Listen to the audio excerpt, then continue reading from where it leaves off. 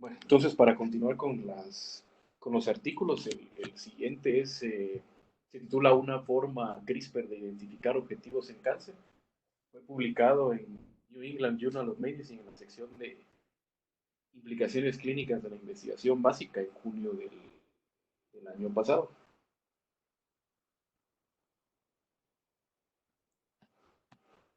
Solo para recordar un poquito, según la iniciativa de medicina de precisión, se define como un enfoque emergente para el tratamiento y prevención de enfermedades que tienen en cuenta la variabilidad individual de genes, ambiente y estilo de vida de cada persona. Entonces, este enfoque permite a los médicos y a los investigadores predecir con mayor precisión qué estrategias de tratamiento se le van a aplicar a una enfermedad en cada grupo particular de personas.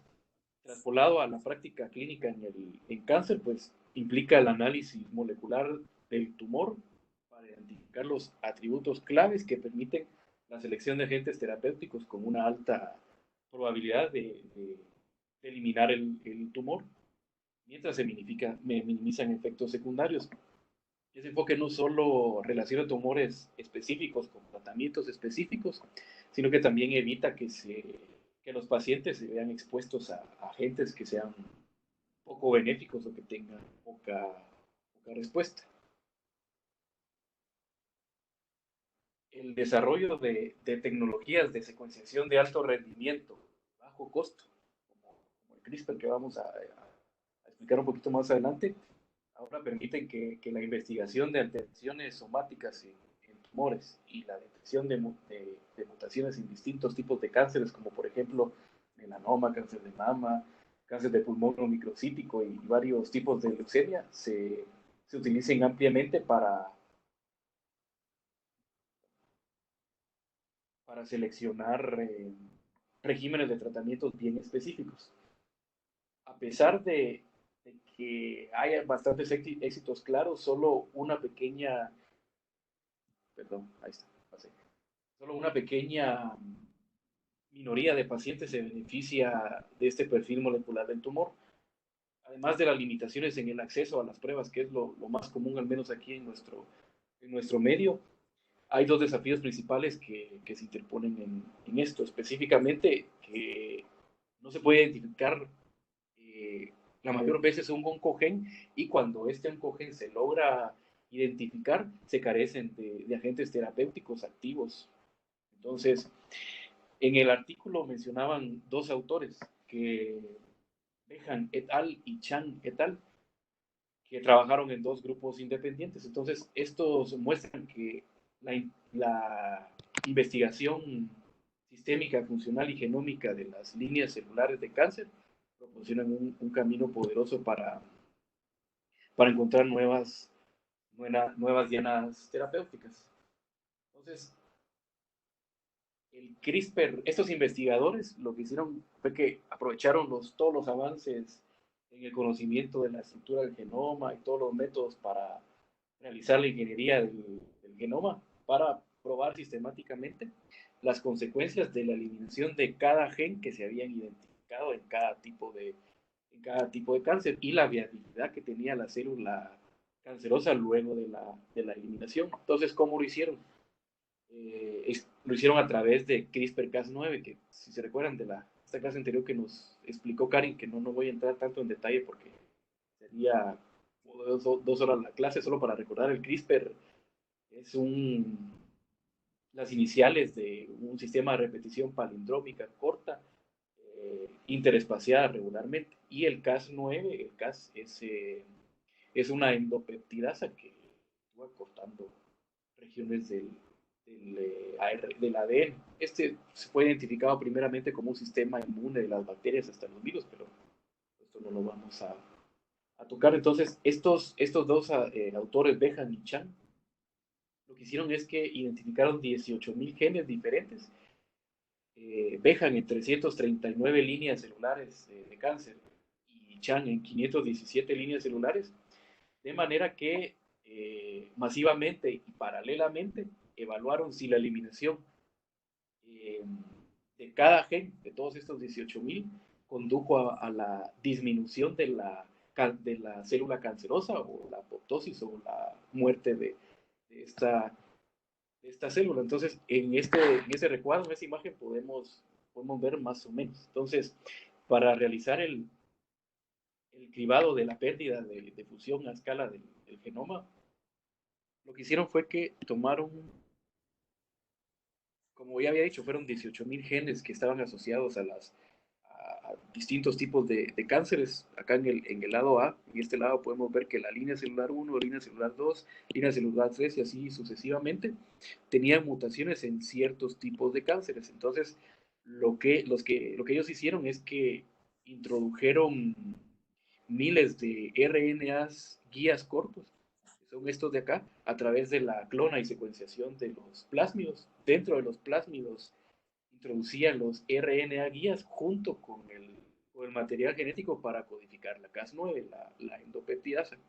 Luego venían y le introducían estos plásmidos a las células cancerosas y dentro de ellos, pues estos ya se comenzaban a expresar. Entonces, si se recuerdan de la explicación del Cas9 de esta endopeptidasa, más o menos lo que hace es que a través del RNA pequeño guía identifica la región promotora que se va a cortar. Entonces, la Cas9 lo que hace es crear un corte de esta región, lo que hace es una lesión de doble cadena. Entonces, esta región dependiendo de qué tipo de gen que se está estudiando, si es un gen que codifica una tirosinquinasa o si es un gen que codifica un receptor de membrana o si es un gen como tal que tiene que ver con la sobrevivencia de la célula, pues la célula moriría o ya no presentaría ese tipo de alteración. Entonces, luego de haber introducido a través del plásmido este material genético, N días después, no dicen cuántos días, pudieron identificar que cierta cantidad de células pues, no se habían muerto. Entonces, a través de estos, ellos identificaron y luego de secuenciar y, y ver cuáles RNAs pequeños guías se habían agotado, ellos pudieron eh, que llegar a la conclusión de que ciertos RNAs estaban implicados en estos ciertos tipos de cánceres. No, el artículo no solo se basaba en el CRISPR, sino que también mencionaban eh, un artículo que me pareció bien importante, es este publicado Medicine, en Nature Medicine, perdón, se titula El panorama mutacional del cáncer metastásico, revelado a partir de la secuenciación clínica prospectiva de 10.000 pacientes.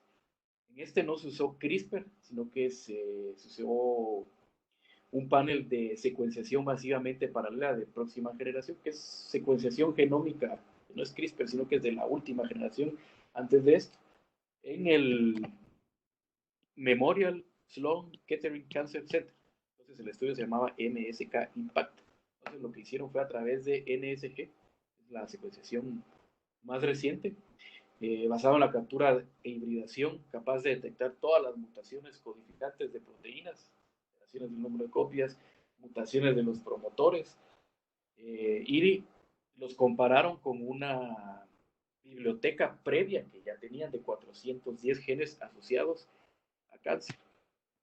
Entonces, en el recuadro A podemos ver la distribución de los tipos de tumores entre todos los pacientes que se lograron secuenciar, que al final fueron 10.333, 10.336, perdón. Entonces, podemos ver aquí, solo da el número de la distribución, entre otros, células no pequeñas, mama, colorectal, próstata y así sucesivamente. En el recuadro B, podemos ver acá en el TGA. En el TGA es la comparación con lo previo que se conocía el cáncer Genome Atlas, el atlas genómico del cáncer. Entonces comparaban lo que habían encontrado en las investigaciones previas con esta corte, MSK Impact. Entonces se fueron comparando uno por uno. ¿Qué podemos sacar de conclusiones de todo esto? Entonces fueron segmentando por tipos de tumores, como por ejemplo cáncer pulmonar de células no pequeñas. Podemos ver todas las mutaciones que se pueden identificar en todos los pacientes con este tipo de cáncer. Acá a este lado podemos ver la proporción de pacientes que tenían esa misma mutación en ese mismo tipo de cáncer. O sea que en este que está casi marrón, podemos ver que el 0.6 de los pacientes, de todos los pacientes, tenían como mayor mutación esta. Y de este lado, pues el tipo de mutación, ya sea amplificación, deleción, fusión, pérdida o mutación del promotor, cada uno identificado con su color. Entonces, de todo este artículo que casi que parecía un artículo de opinión, ¿qué es lo que podemos concluir? Que el futuro está en la medicina de precisión. ¿Qué quiere decir? Que el futuro va a través de secuenciación, ya sea a través de CRISPR o de NSG o cualquier método reciente de secuenciación, la secuenciación del genoma del cáncer y a través de esta secuenciación identificar las mutaciones individuales en cada tumor, en cada tipo de persona para ya realizar una terapia individualizada. Entonces, probablemente en la próxima década, dependiendo qué tanto nos afecte el coronavirus, es probable que en la próxima década o un poco más adelante, las terapias tal vez no sean monodrogas, pero sean asociadas con una pequeña molécula de CAIS o monoclonales asociados con quimioterapia, pero ya sea más dirigido a una mutación como tal del cáncer y no tanto al tipo histológico. Únicamente no sé si tienen alguna duda.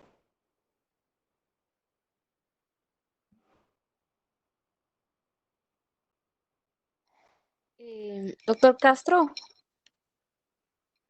Anda. fíjese que yo tenía un comentario. La cuestión es que este artículo me gustó mucho porque habla sobre la letalidad sintética.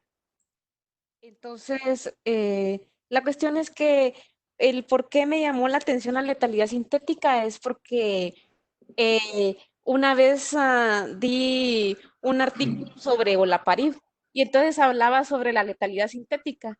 Entonces, lo que pasa con la letalidad sintética es que eso son dos mutaciones que en un organismo, eh, si el organismo las tiene, estas dos mutaciones son letales.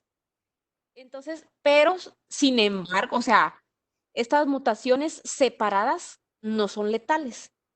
Entonces, lo que pasa con la letalidad sintética es, aquí trabaja lo que es mencionada la parilación. Entonces, lo que pasa con la letalidad sintética es que, por un ejemplo, en las células que tienen mutación de BRCA1 y BRCA2, tienen problemas con lo que es la recombinación homóloga. Entonces, en este tipo de células ya tienen una alteración con la recombinación homóloga y cuando entra el olaparib, aquí hay otra mutación, entonces hay un double strike brand, que es una doble ruptura de la cadena del ADN, entonces no puede repararse adecuadamente. Y entonces, ¿cómo esto se relaciona, esta letalidad sintética se relaciona con este artículo? Y pues lo que me gustó es que aquí hablan del síndrome de Werner, que es un tipo de progeria. Entonces, la cuestión es que entonces este síndrome de Werner vieron que tiene un gen que se llama WRN. Entonces, este gen WRN lo que hace es que eh, expresa o no sé cómo codifica lo que es una helicasa. Entonces, esta helicasa lo que hace es que es una forma de reparación de reparación y recombinación del ADN. Entonces, lo que están haciendo aquí con este artículo es que vienen y con el CRISPR-Cas, como bien lo mencionó el doctor, eh, lo que hacen es que, como se recuerdan, ¿verdad? El CRISPR lo que es una secuencia de reconocimiento. Entonces, era lo que platicábamos, o sea, imagínense que ustedes tienen una secuencia de reconocimiento que puede reconocer lo que ustedes le digan que reconozca y que aparte tiene una nucleasa que va a cortar lo que ustedes quieren que lo que ya le dijeron a la secuencia que reconozca. Entonces, ustedes pueden cortar, o sea, ya sea deleccionar, eh, introducir lo que ustedes quieran. Entonces, lo que hicieron fue con este CRISPR-Cas que reconociera lo que era el gen BRN para hacer una delección. Entonces, porque lo que hace como ya les mencionaba, es una helicasa, entonces es necesaria esta helicasa para estas células mutadas. Entonces, al entrar el CRISPR-Cas y deleccionar el gen BRN, lo que va a hacer es una letalidad sintética, que serían dos mutaciones juntas. O sea, afectar el gen BRN para matar a la célula y así ser sumamente específicos. Entonces, ese es el comentario que tenía para hoy y que realmente me llamó mucho la atención sobre la letalidad sintética.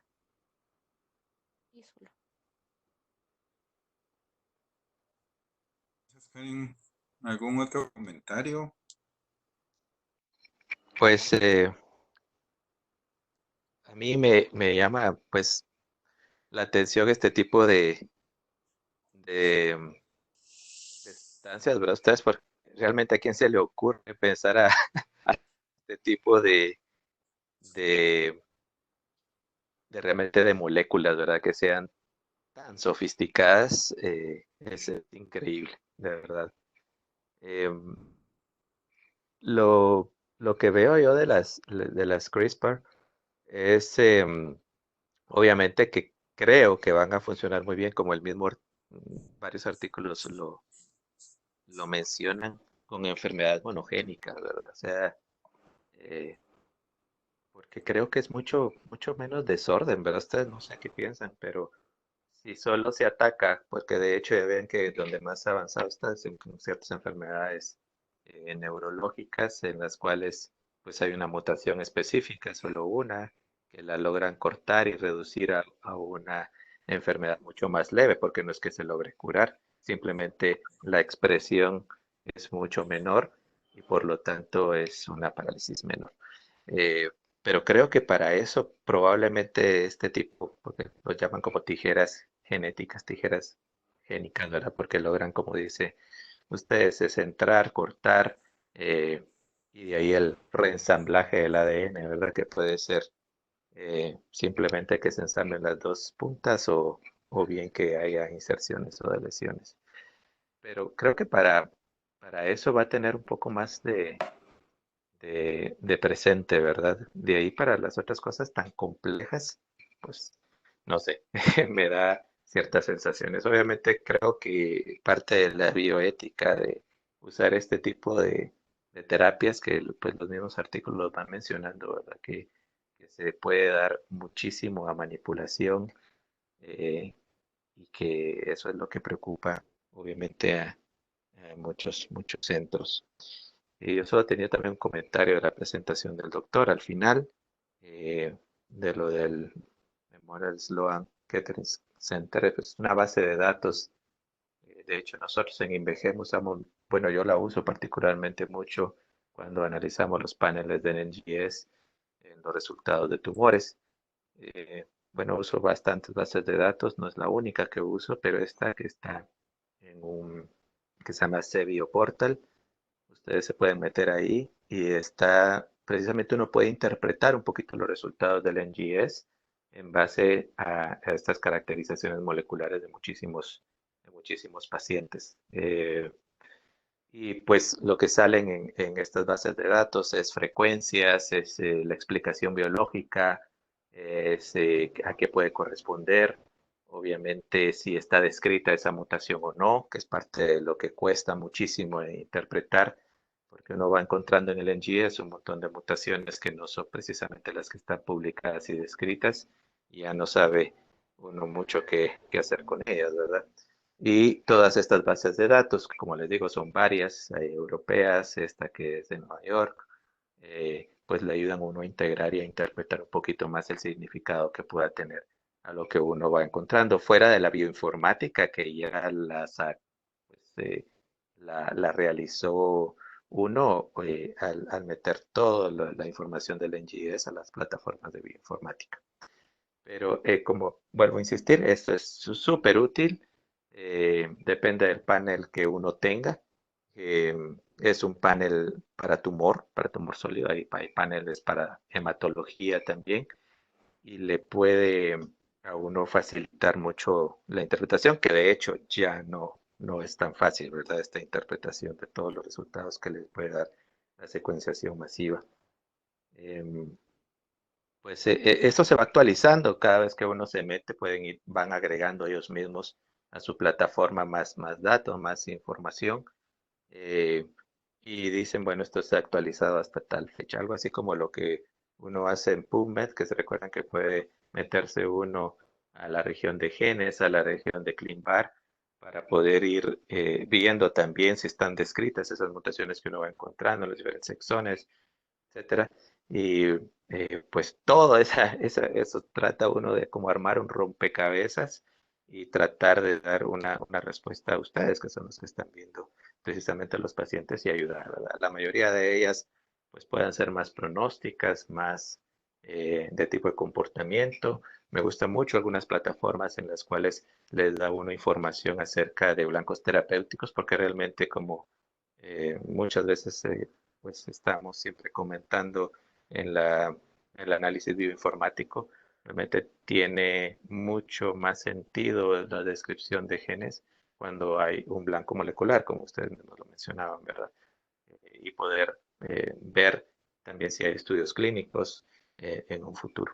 Pero esas, yo diría que como dos temas que se unen, pero que eran eh, como bastante separados de lo del NGS y las CRISPR.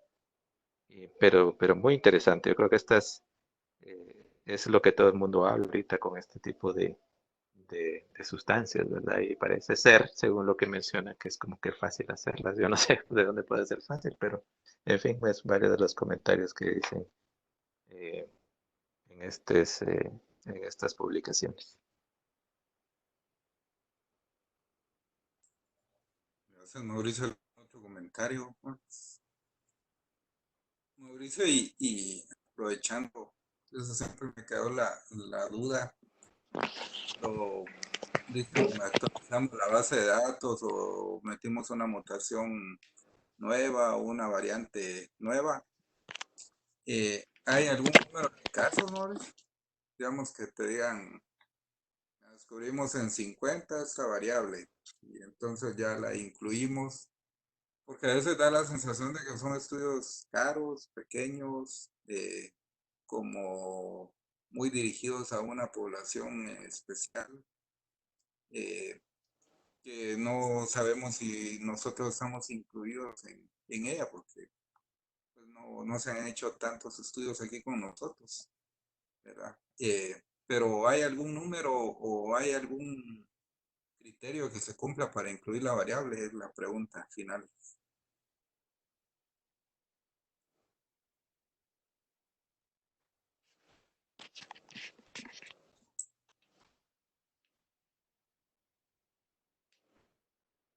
Pero una llamada y por eso se desconectó. ¿Escuchas? ¿Sí me escuchas, Hugo? Sí, sí, te escucho. Sí, bueno, depende de la plataforma que consultes. Digamos, a mí también me gusta mucho consultar una plataforma donde puedes ir escogiendo. Es una plataforma que es según la enfermedad que uno escoja, pues son una gran serie de publicaciones. eh, y te va diciendo cuánto número de pacientes tiene cada plataforma que las une y de esa manera al unirlas te da muchísima más información. Eh, entonces, incluso en esa misma plataforma te dice si son hispanos, si se hizo en Japón, por ejemplo, qué enfermedades son las que incluye. Y luego puedes ir precisamente, ir hasta depurando, porque hasta, digamos, dice, bueno, esta plataforma te integra 10 bases de datos y en las mismas bases de datos puedes escoger mucho más específico. Pero te voy a poner un ejemplo, ¿verdad? Yo cuando consulto esta plataforma, le pongo cáncer de mama. Y en cáncer de mama entonces me despliega que hay 10, 15 bases de datos para analizar el gen que yo le voy a meter. Entonces empiezo a escoger qué plataformas quiero. Y por ejemplo, unas me dice, bueno, estas son metastásicas, estas son localizadas, estas, por ejemplo, son, este realizado en Japón, este realizado en Estados Unidos, en Europa. Y entonces uno, obviamente, entre más información tenga o más bases de datos tenga, a mí me gusta más. Y algunas incluso las marco dos y me dice, bueno, aquí están incluidos pacientes del uno y del otro, entonces escoja cualquiera, ¿verdad? Entonces hasta yo puedo ir quitando algunas de las bases de datos para que me sea como una plataforma mucho más limpia. Luego de eso, que ya escogí de dónde va a ser la revisión, la base de datos, yo meto el gen y meto la mutación. Al tener esto, ya me dice el porcentaje en cada una de esas bases de datos, en cada uno de esos estudios que se realizó, en cuáles se reportó en un 5%, un 10%, 15%, etcétera, y de ahí me lo junta todo y me puede decir si tiene impacto en la sobrevida, si tiene impacto eh, en, en relación a qué. Puedo empezar a combinar, por ejemplo. eh, Me dice, bueno, si tiene esta mutación más esta mutación, que son las que más comúnmente se ven, pues sí va a tener un impacto, mientras que si solo es la mutación que usted me está describiendo, pues no tiene tanto impacto en la sobrevida. Entonces, sin embargo, pues como hemos hablado en INVEGE muchas veces, yo creo que lo importante, aunque son estudios muy caros y son estudios que son extremadamente caros para nosotros todavía porque no hacemos muchos como país, les estoy diciendo. Sin embargo, a mí, tal vez porque me gusta, obviamente, y porque trabajo ahí, eh, creo que sí son importantes porque al final no sabemos cuál es nuestra incidencia de mutaciones. Y solo pudiendo investigar, vamos a saber cuál es nuestra incidencia. Ahorita nosotros, pues, hemos tenido más o menos por 2 años, 3 años, un panel de 26 genes y sin embargo, este panel obligatoriamente lo tenemos que cambiar a un panel de 52 o de 54 genes. Todavía no nos hemos decidido muy bien porque tenemos que ver costos, tenemos que ver realmente cambiar muchas de las cosas. Sin embargo, es la misma plataforma de bioinformática. Nosotros usamos Sofía Genetics, que es una de las más prestigiosas. Entonces, esto nos va a dar muchísima información. Por supuesto que hay paneles de 1300 genes, hay paneles de 100 genes y depende de cada enfermedad para poder hacerlo, ¿verdad? Pero pues, básicamente eso te podría decir, sí, creo que sí es caro, pero si uno sabe utilizar muy bien las plataformas de bioinformática y uno sabe utilizar muy bien, creo que la parte médica es importante, en algunas ocasiones el tumor board, creo que sí pueda irnos dando muchísima más información pronóstica y por qué ciertos tumores se comportan de una manera y por qué otros se comportan de otra manera, ¿no? Gracias, Mauricio. Doctor, y mire, perdón que lo interrumpa, pero en ese como marco de pensamiento, a mí lo que me queda la duda, por ejemplo, con esos paneles, o sea, con los paneles mutacionales que se pueden utilizar, por ejemplo, si yo tengo una mutación genética, que yo voy a expresar ese fenotipo de esa mutación, o en este caso, por ejemplo, la célula tumoral, no siempre se va a cumplir el 100%. Por eso puede ser de que yo tenga la mutación, puede ser que el tumor tenga la mutación, pero que realmente no se esté expresando fenotípicamente dentro de la célula tumoral. Y de la misma, por ejemplo, puede ser de que, por ejemplo, que la misma droga target que se utilice, aunque el paciente tenga una mutación génica, por ejemplo, eh, puede ser de que el medicamento no va a funcionar por eso mismo, ¿verdad? Por ejemplo, en el caso de que algún terapéutico, cuando se utilicen como sobre, por ejemplo, si es, o sea, en algún contexto, por ejemplo, o en algunos tumores, por ejemplo, aquí en Guatemala, sí es como recomendar, o en qué línea se debería de considerar, por ejemplo, hacer estos paneles mutacionales o si hay algún tipo de tumor, por ejemplo, en el que se recomendaría hacerlo. No, más o menos me explico. Sí, los paneles están, por ejemplo, el TrueSight 26, que fue el que usamos nosotros por algunos años, te dice, bueno, este es un panel de genes construido principalmente para cáncer de mama, melanoma, gástrico, pulmón, por el tipo de genes que están incluidos. Sin embargo, ya cuando son estos paneles nuevos que probablemente vayamos a decidir que son más amplios, pues ya no te define tanto un tumor específico, porque incluye una serie de genes que son frecuentes en la gran mayoría de tumores. Pero creo que sí, tienes razón. Nosotros estamos haciendo un esfuerzo ahora de tratar de ordenar un poco la dirección de a quién es el SNGS. Y yo creo que lo que tenemos que hacer es realmente donde sea más útil, ya sea que te dé mucha información pronóstica o bien donde hayan blancos terapéuticos. E incluso pienso que aunque no los tengamos, ya que tenemos nosotros la herramienta por el momento, aunque no tengamos ese tipo de drogas, porque obviamente eso pues no tenemos la gran cantidad de medicamentos dirigidos como tiene Estados Unidos o Europa, pero de todos modos creo que es importante que conozcamos nuestra biología propiamente que se está comportando. Em, entonces creo que sí, sí van siendo útiles. Ahora, no necesariamente, todo lo que hacemos nosotros es en tumor. La única germinal que hacemos, obviamente es BRCA1 y BRCA2, eh, y que pues en el futuro también se va a hacer somático. Sin embargo, de ahí todos los demás de todo lo demás del NGS que metemos es puramente somático, es dirigido al tumor. Tuvimos la oportunidad de hacer algunos en enfermedad de leucemia mieloide aguda. ¿Y por qué se los comentaba? Porque ahí sí hay algunos genes, obviamente como esto es en sangre, hay algunos genes, por ejemplo, SERPA, y el SERPA sí está relacionado con que sean germinales también y una predisposición a tener enfermedades hematológicas, principalmente la leucemia mieloide aguda, y eso tiene uno que averiguar bien si es germinal o si es somático, ¿verdad? Eh, pero ya son paneles distintos con enfermedades hematológicas.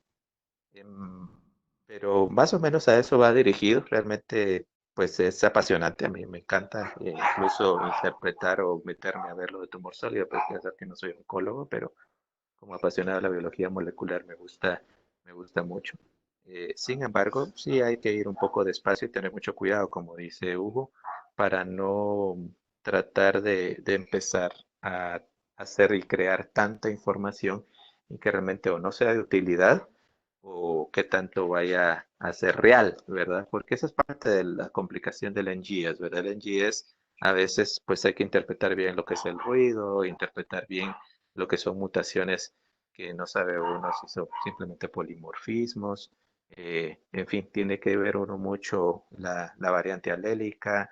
Pues bueno, cuando uno no sabe, también consultar, ¿verdad? Sí, muchas veces a mí me tocó un caso muy difícil de un paciente con una enfermedad hematológica y pues bueno, tocar puertas y ser humilde, ¿verdad? Decir, bueno, mira, esto no lo sé, no sé si lo reporto o no lo reporto y pues consultamos con un especialista en San Diego, consultamos con otros amigos de la MD Anderson y poder integrar y al final la conclusión fue sí, son variantes alérgicas bajas, sin embargo, pues de lo que nosotros sabemos sí hay que reportarlas. Entonces, pues bueno, ya con ese consenso, pues fue como que uno estar un poco más seguro de reportar esas variantes eh, que son las que resultaron.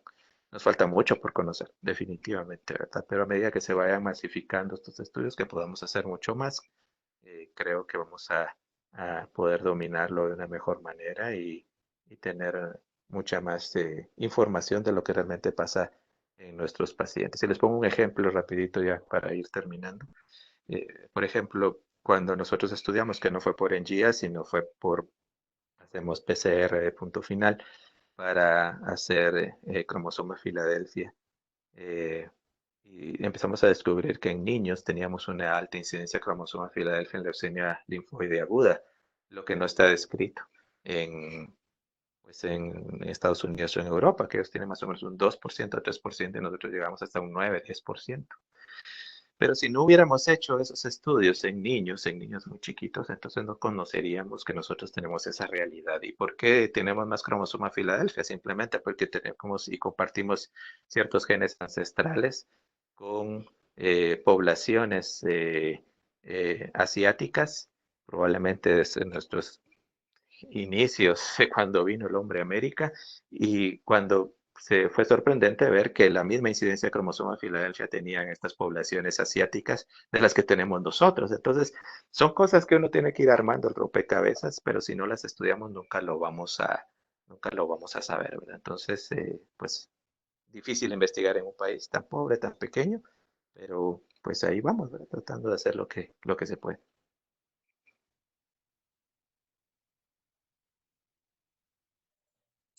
Gracias, Mauricio. Y si, por ejemplo, vos a cuál neoplasia eh, le crees vos que le podríamos sacar como más provecho para hacer este panel de los 26 genes o el otro que vayan a tener? Bueno, obviamente creo que pulmón es una de las enfermedades, colon también, porque hay muchísimo del conocimiento molecular de estas enfermedades, melanoma, eh, gástrico también, y son este tipo, yo creo que también un poco el desarrollo de los medicamentos es el que nos va como marcando la pauta de quién se beneficia más, pero si te das cuenta, estos son los que tienen más blancos moleculares y creo que nos puede ir sirviendo eh, bastante este tipo de paneles, porque incluso cuando metemos a la bioinformática los resultados que nos saca el secuenciador, lo bonito es que hay una función donde ustedes le marcan y de una vez te saca los diferentes estudios clínicos que se están desarrollando y también nos marca las diferentes drogas. Entonces, que esa es la finalidad, realmente se le siente sabor. Yo, en mi experiencia eh, hematológica, imagínense con el cromosoma Filadelfia, que es lo más frecuente, pues entonces entender desde que se puede dar el medicamento, desde las mutaciones, desde cómo va la respuesta terapéutica, como que se le siente más ganas a que solo saber, bueno, si tiene esta mutación, pues no puedo hacer nada con ella.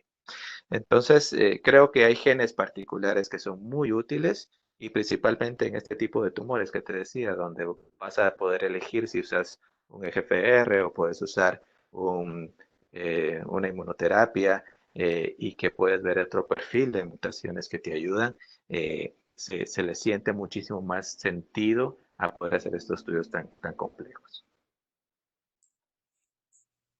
Pues gracias, Mauricio. ¿Hay algún otro comentario? Eh, si A ver, no, ¿cuánto rotamos por INVEGEN? Si es que Vamos a sobrevivimos a hacer estas. alguna, sí, esa es la primera pregunta, ¿verdad? Pero sí, con mucho gusto, pues las puertas están abiertas y ahí podemos hablar con el doctor Castro eh, y con todos sus maestros para que, pues, cuando se pueda, ahorita tenemos prohibición de visitas por el hecho de que Hospicio está a la par y Hospicio San José ve pacientes con VIH-Sida, entonces, eh, pues es una orden de la fundación de no poder tener visitas, no sé por cuánto tiempo, pero bueno, vamos a tener, primero Dios, tiempo para que ustedes lo visiten y pues vean, conozcan a las investigadoras que las conocen muy bien, que realmente son geniales, saben muchísimo, ¿verdad? Y pues con gusto podemos planear esa visita. sí, si no para el diplomado, o sea, pensando que les pudiera servir aquí. Súper. Em, Pues gracias, Mauricio. Esperamos que no No, sea la última vez de tenerte aquí con nosotros. no Sí, a claro, ustedes, al muchos contrario. puntos. Muchas gracias, gracias por la invitación y felicidades, pues son artículos bien complejos y qué bien que en tan poquitos meses de de la especialidad, pues ya están discutiendo cosas tan sofisticadas, pero felicidades a todos y a vos, Hugo, y a todos también. Un abrazo. Muchas gracias.